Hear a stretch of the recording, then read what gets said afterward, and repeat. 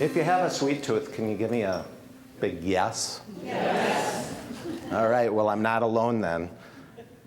I'll let you in on a little secret. Not only do I have a sweet tooth, but my older brothers, they used to call me the candy man. Unbelievable. I'll never get, and they still do it. I'm sure you are all aware that candy isn't that great for you. But most of us ignore the facts and continue to eat it anyway. Even on the break room table, plenty of candy for us. But are you aware that sugars are the most addicting thing on the planet? So what is a person to do if they're a known sugar addict like myself?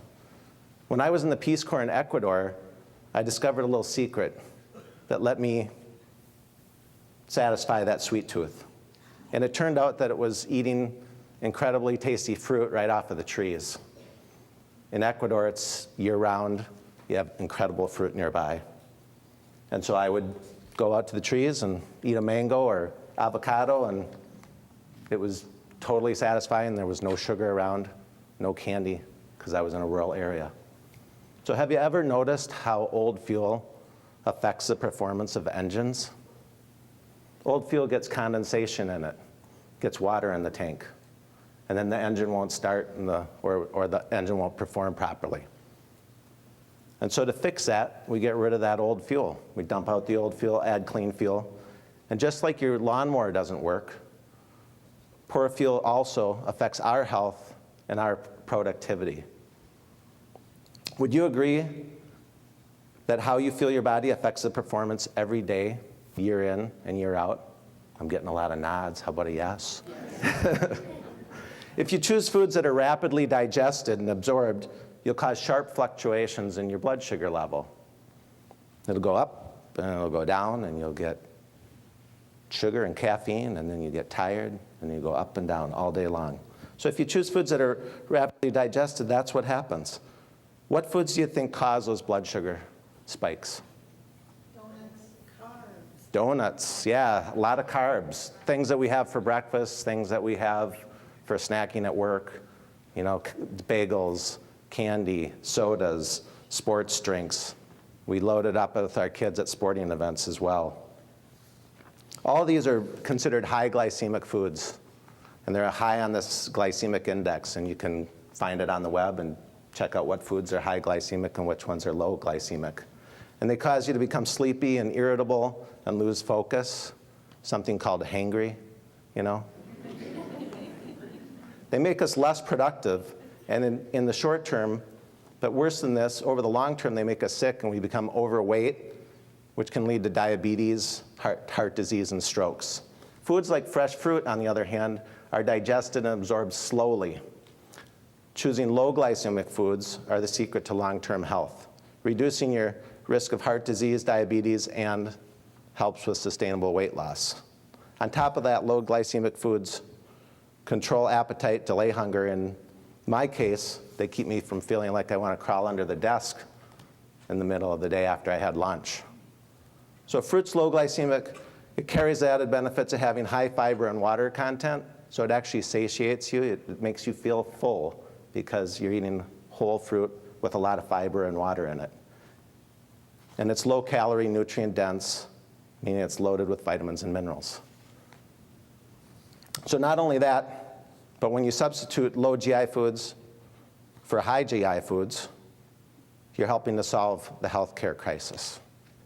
I'm sure you didn't think of that, but for every dollar spent on wellness, it gives you a $6 return to our economy. Changing the environment in the workplace and at home is so good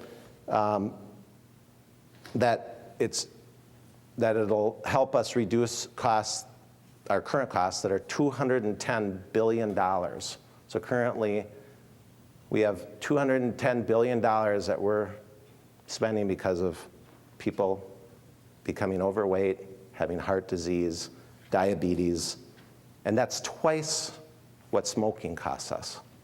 Over twice, actually, which is about $96 billion. And simply put, that's 21% of the entire cost of healthcare in the US. So we have a lot of work to do.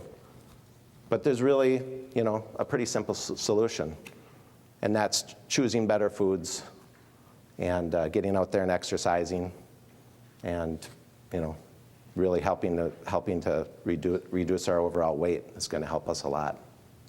So that said, fruit's not created equally. The old adage, what you don't know won't kill you. Well, that's not really the case with fruit. Or it could make you really, really sick. You have kids or somebody that you know who's important to you has kids? Anybody in the audience? Kids? Yeah. There was a recent Harvard study, and it showed a direct connection with pesticides and ADHD. So chemicals are really affecting us as a society as well. And so what do you do to try to get the chemicals off your fruit if you're buying fruit at the grocery store? Wash it. And do you think that makes it clean? No. Most people say it makes it clean. They can peel their banana and all that. The fact of the matter is systemic pesticides are used on our fruits and vegetables. And so you can't really wash it off. It circulates throughout the entire plant, and it circulates throughout the entire fruit or vegetable. And the reason for that is that's how it kills the insects.